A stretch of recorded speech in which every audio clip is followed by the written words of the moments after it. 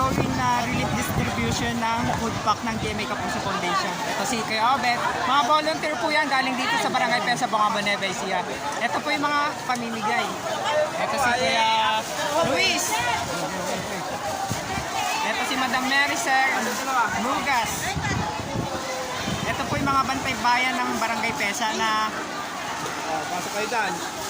volunteer po sa pagdidistribute. Ito po sila, Madam. Wala ka dyan sa vlog. Ito po. Sa stop po kasi yung ginawa naming process para maiwasan po yung kaguluhan.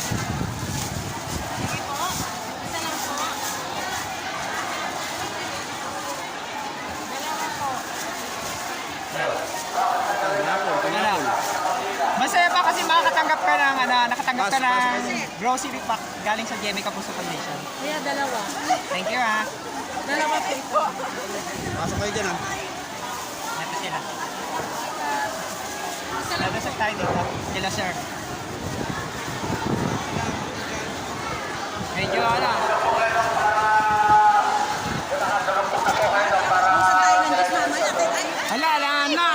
bus na. Konti na medyo. Kaya muna. I-stop nyo kaya muna. Maubos na yung juice.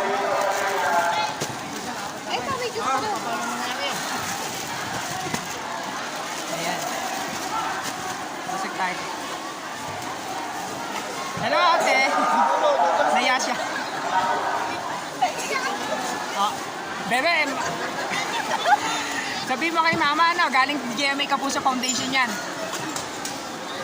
Sila ulit. Masaya na kayo?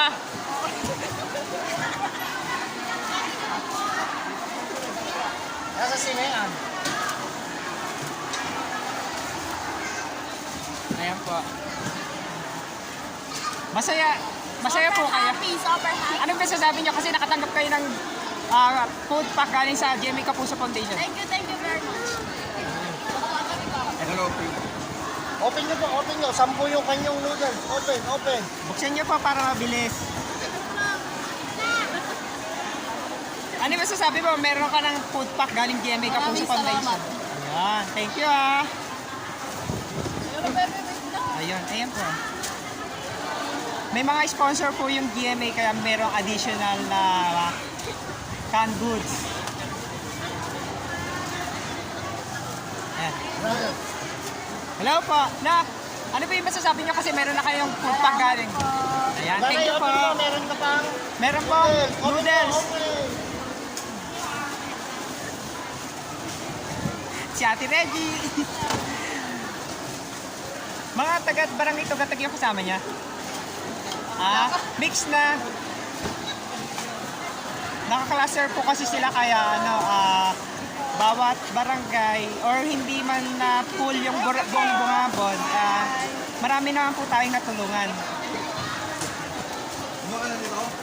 Ayan, thank you po.